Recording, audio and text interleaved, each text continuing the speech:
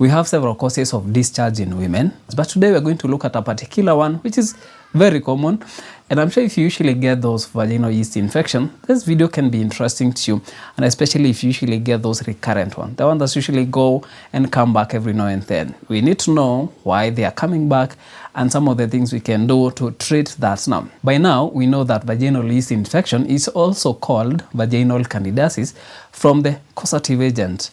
One of the fungal elements that usually cause this infection is Candida albicans. We also have some other fungal elements that usually cause the same, but the majority of those infections are usually caused by this.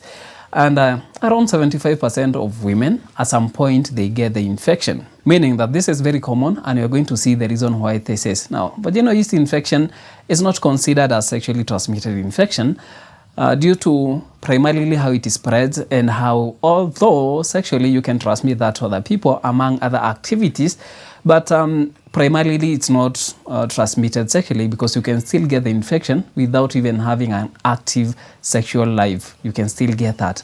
Now, the good thing is it's treatable, so you can be able to treat this infection completely without having this coming back every now and then. But first of all, you'll have to understand why it usually comes back for those it does, so that when it comes to the treatment, you can know exactly where you're going to approach this from. And that's why I usually encourage someone for a video like this, which is a little bit technical and has some bit of information that you really need to use. You really need to watch this video along all the way up to where we get to the treatments. And we're going to look also at the home remedies, things that you can do at home that are going to limit how much you're going to get that infection or how that infection is going to respond. So we're going to look at the symptoms. We're also going to look at exactly what causes, okay, we've mentioned what causes this infection. And also we're going to look at some of the treatments and diagnosis. How do we know that you have this infection? And also, how can you tell? Now, that will be from the symptoms. Also, when it comes to treatment, I'm going to give you a perspective of when you come to me medically, what am I going, or what are the drugs that I'm going to give you, the treatment that I'm going to give you. And also we have some home remedies, what you can do on your end to make sure that you don't get that. Also, we're going to look at some risk factors and especially what usually cause this to come back every now and then.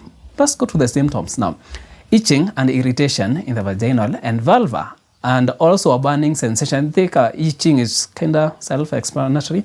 So you feel that you have an itch, you want to scratch yourself, but then it's kind of painful, so you don't want to scratch yourself. This is due to the inflammation that will be there. Also a burning sensation, especially during when you're meeting a partner sexually. So the vulva, you're going to have that inflammation, and sometimes it can like have fissures due to the cracking, and this is due to this infection. You're going to have redness, and this redness will be definitely due to the inflammation that you already have there, and the swelling, also the swelling of the vulva. So the swelling, the redness, the itching, the burning sensation will come from the inflammation of that part, and also pain and soreness will come because that area is already infected, and maybe especially when you meet your partner, due to the friction, that area will be very uncomfortable and it can develop vaginal rash. You're going to have a very characteristic discharge. You can tell you have this infection. It's usually thick, it's whitish, and also the color of the cottage cheese. And the appearance is whitish. You're going to have that whitish. Sometimes can be very thick. And one thing that you'll note about this is it usually doesn't have any smell. So there's no smell, there's no scent, there's no odor. So it's just flat. Sometimes it can be watery. I'll say the consistency sometimes can change. But now the fact that it doesn't have any smell. And that's why sometimes people usually can overlook it, because mostly people associate a smell, especially the fish smell, with an infection. So when it doesn't smell, they are not thinking from an infection perspective. But when they start getting now the pain, the rash around that area, that's when they now start thinking, now this is an infection. Sometimes it can be complicated. Now, complicated yeast infection can be due to several things, but then we're going to look at why or how can you tell this is complicated. One, you have 4 or more yeast infections in a year, meaning that this is a recurrent, keeps coming back. You have an infection, you treat, or maybe it disappears on itself and then it comes back. That's a complicated one. Another one can be you have an infection that is caused by a less typical type of fungus like a Candida auris. Now, Candida auris is another one that's being mentioned every now and then because of the how it's usually a little bit harder to treat that because of the resistance to the drug. Now, if you've noted, we have so many pathogens now taking the shape along the antibiotics resistance when it comes to the bacteria. But for fungi, we also have some that are catching up, trying to pick some resistance, like this one, Candida auris, causing some infection. Because maybe you're infected by this, especially on your vagina, it means that it can be hard to treat this, and it will keep coming back every now and then, because now the drugs, because it requires a little bit more aggressive antifungal treatment, because it keeps coming back. Now, if you're pregnant, you can have a complicated one, because sometimes the drugs which are usually very effective to this, you cannot take them when you're pregnant. And remember, during this period, you still have your immunity being affected. It's a little bit lower, so you're not going to have a very good immunity tackling this, so you're also going to have a complicated yeast infection. Also, when you have uncontrolled diabetes can go in several ways, like you're going to see later, but it can cause complicated yeast infection. Now, let's go to the causes. Like I mentioned, it's mainly caused by a fungus called Candida albicans. This is the major cause of the infections, and the reason this is the major cause is because it's there on your skin, on your body, naturally.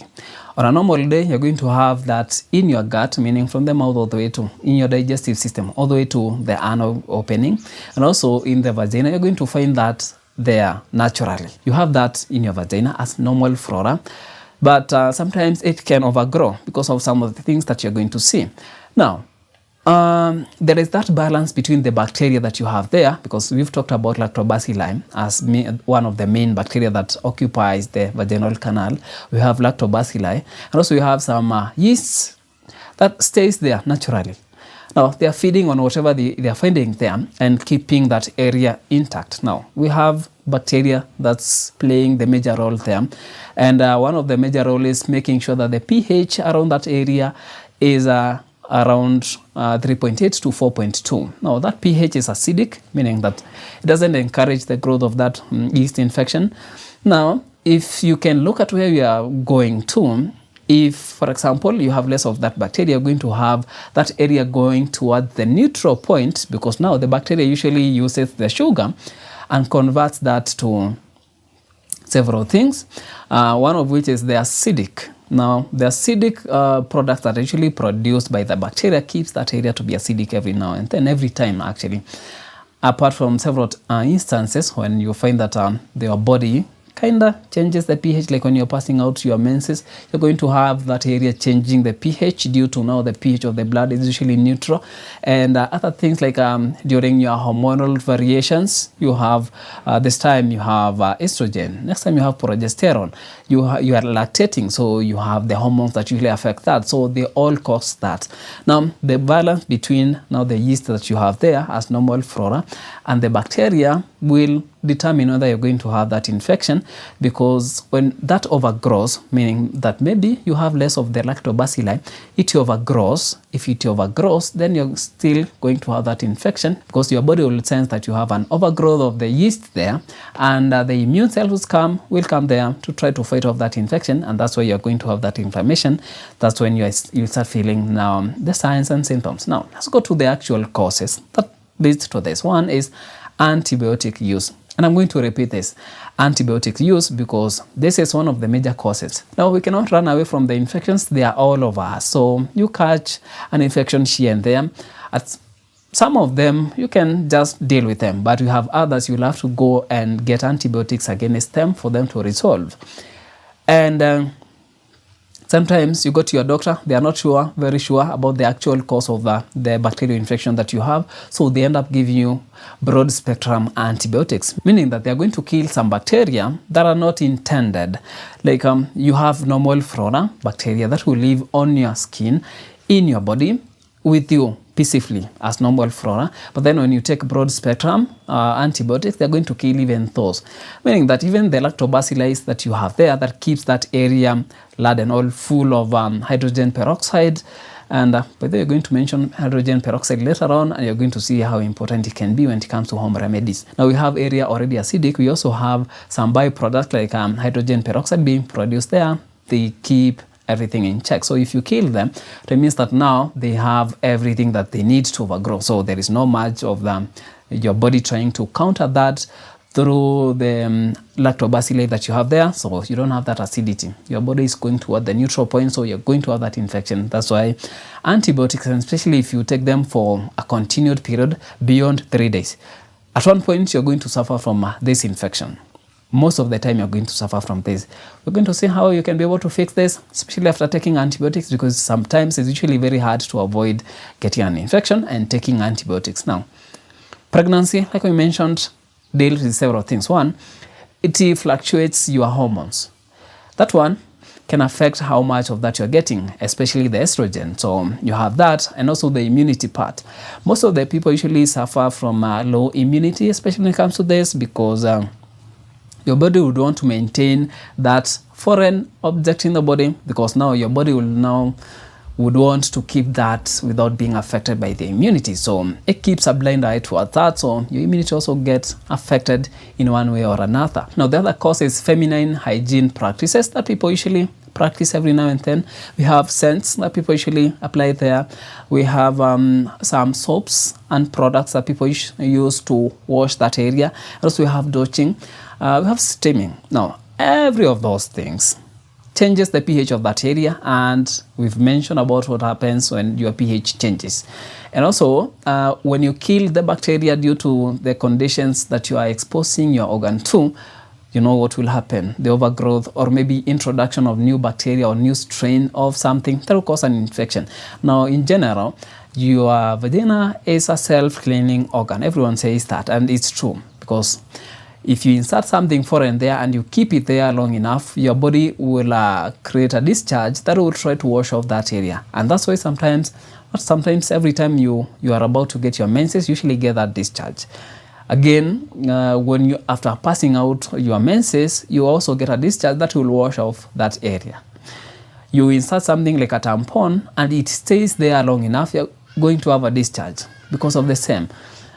Because your body will recognize there is something new, and one of the things that organ will do will just to produce something that will try to wash off whatever is there. Now, sex is another cause of this infection. One, it takes two forms, by the way. So we have the first one where your partner is infected. It can be a male or a female partner is already infected. Males and females can be affected by this the same way. So you go to the same source. If you've been treating it and you are treating it yourself, you're not treating your partner, you end up going to the same partner with the same infection, you acquire it again. So it keep coming back every now and then. And mostly when men have this infection, sometimes cannot give signs, so they can live with this for long without even you noticing. So you keep getting that infection every now and then. But we also have another aspect where you see the semen contains fluids that makes the acidity of the vaginal to be neutral. So it neutralizes that to increase the chances that a sperm will survive. So that's one of the other way that changes the pH, and a change in pH can accelerate the growth of that and also decelerate the growth of lactobacilli. We have other things like uncontrolled diabetes. This one also takes two forms. We have now, diabetes usually affect your immunity, and by now we know that. So that's, and by the way, how does immunity work on yeast? One of the things that you need to understand is your body, your immune system takes care of your normal flora, and that's why they usually don't overgrow when it comes to bacteria and also yeast. So your immune system will have to be very intact to make sure that even your normal flora stays the same, stays normal all the time. So if you have uncontrolled diabetes, it lowers your immunity and you're going to have that infection. And also still on diabetes, you are increasing the amount of sugar that you have in your body, and the yeast love those. So if you have a lot of sugar, yeast will find something to feed on, and also it's going to stay there for long enough. Another cause is impaired immune system, and it can take several forms. Now, you can be having an underlying condition causing your immune system not to function as expected. Like take, for example, you have something like HIV that's making you to be immunocompromised, or maybe you have cancer that's affecting your immune cells, like production of white blood cells. That can affect that. Also, we have conditions whereby you are taking drugs that will lower the immune system to accept the graft. Take, for example, you are given an organ, and for your immune system not to attack that organ, you're given drugs that will lower that immunity so that it increases the chances of that organ being accepted into your body. And this can give an opportunity to the growth of the yeast. Taking oral contraceptives, the hormones, this goes to the same point that we mentioned about the hormonal changes. So some of them, especially those with high hormonal levels, gives a change in your vaginal structure, and this will either attract or encourage the growth of that yeast infection. Some of that even discourages the growth of bacteria that we mentioned, the lactobacilli, and this will give an advantage to the yeast. Now quickly we're going to run through the causes of that recurring yeast infection. Now we have infected partner, like we mentioned. We have antibiotics use. If you have a long-term use of antibiotics, you're also going to still continue suffering with this, because every now and then you're killing those bacteria, the lactobacilli, and you need to replace them. If you're not doing that, then they keep coming back. The yeast infection will keep coming back every now and then. Another cause of that recurrent yeast infection is infection by Candida auris, among other species that are very stubborn when it comes to the treatment with the antifungals that we use currently. So you might be affected by this or infected by this, and it can be hectic to treat. We have other underlying conditions, like we mentioned. We have HIV, transplants, the treatment that usually lower that. They can also cause that recurrent. So if you're taking them for long, the drugs to lower your immunity, you're taking them for long, you can suffer from the recurrent infection every now and then. Also HIV, if it's not well managed, you are going to be immunocompromised, and this condition will cause you to have that every now and then. We also have hormonal contraceptives as among the things that usually cause that yeast infection to keep coming back every now and then. So your choice of, and especially if you are prone to getting the fungal yeast infections, your choice of the drug that you, or the hormones that you're going to use, or the type of contraceptives that you're going to use can matter. We have the risks, the things that usually predisposes you to the infection. Now, dodging. And I mentioned this even in previous videos.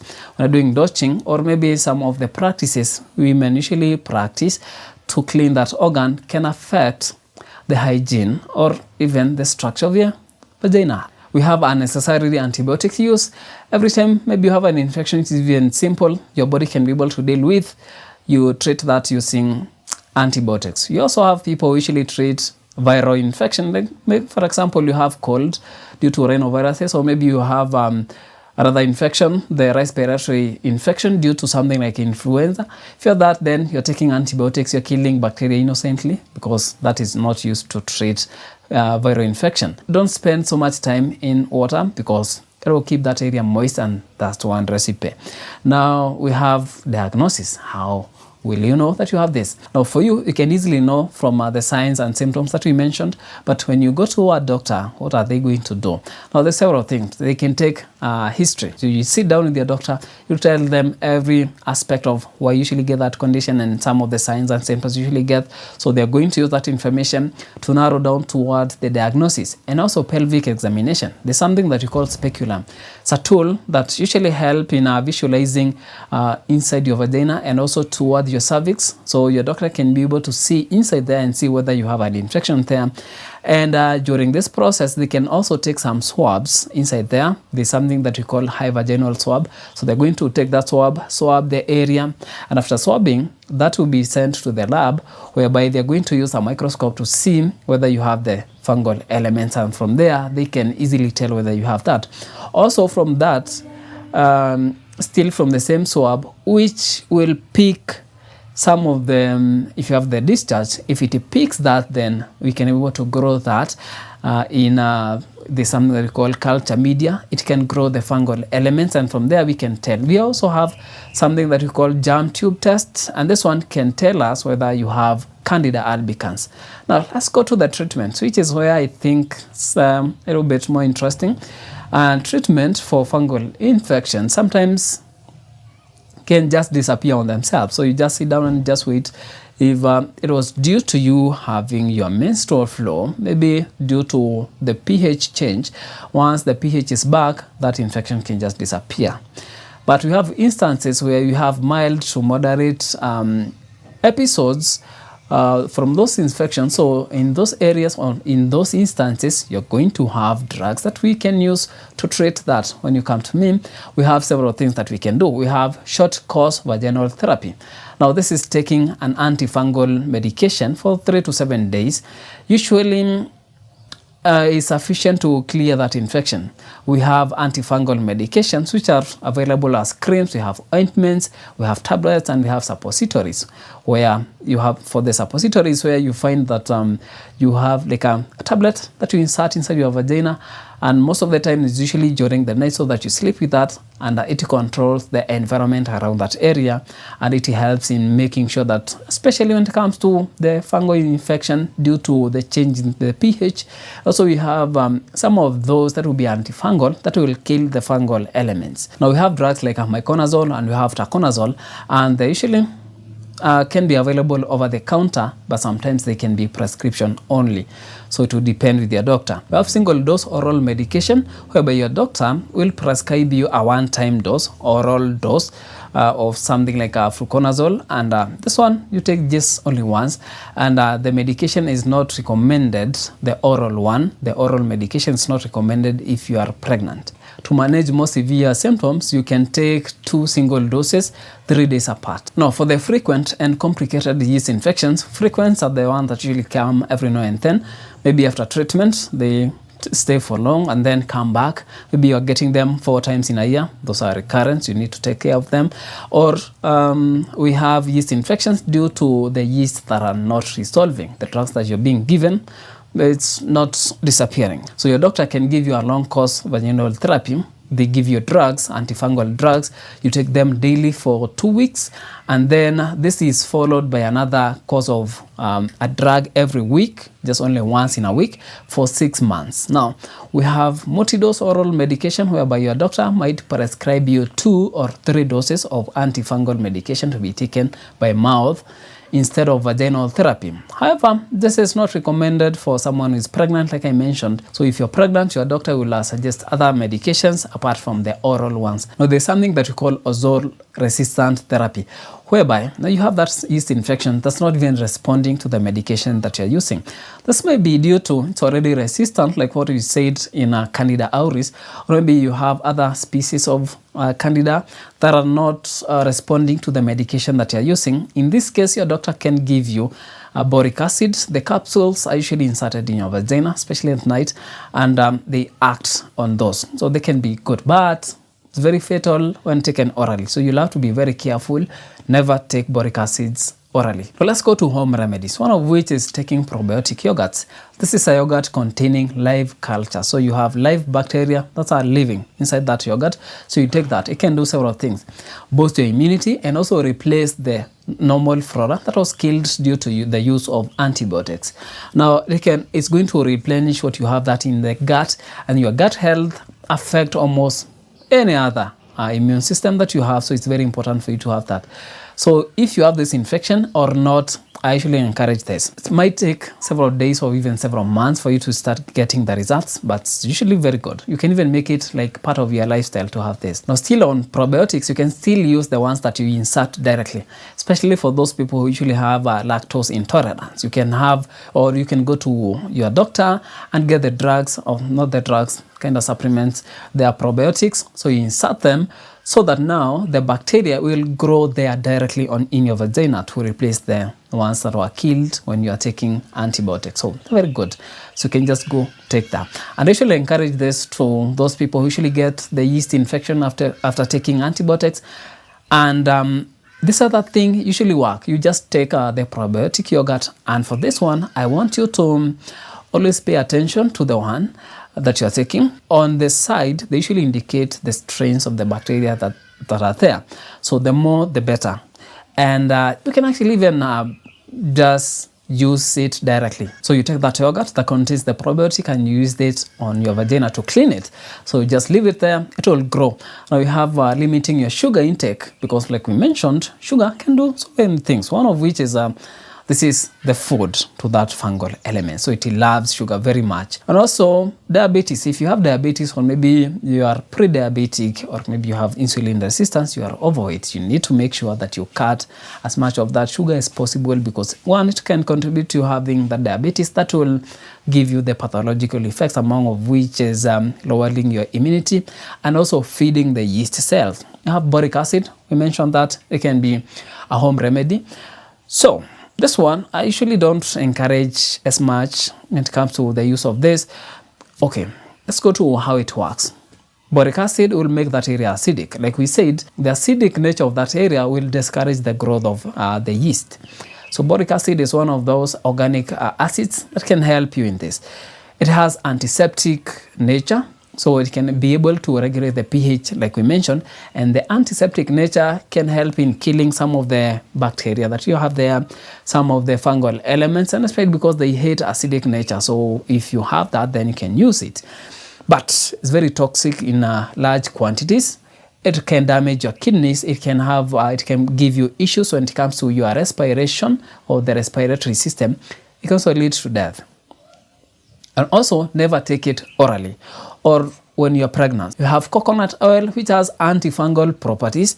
You can apply this directly. You just apply it there. Like other skin fungal infections, when you use oil on something like, we are talking about the arthritis. If you use oil on that, it kills or it limits the growth of the fungal elements. The same thing happens here.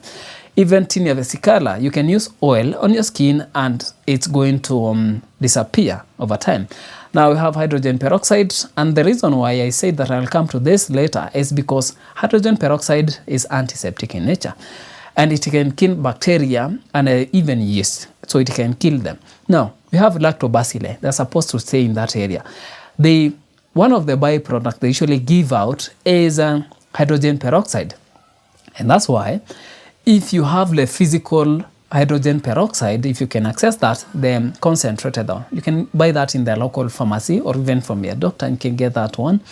So what you do is you dilute it. Most of the time it's usually 1:1, but you can read the instructions. It's usually most of the time indicated. So you dilute that 1:1 and you wash that area.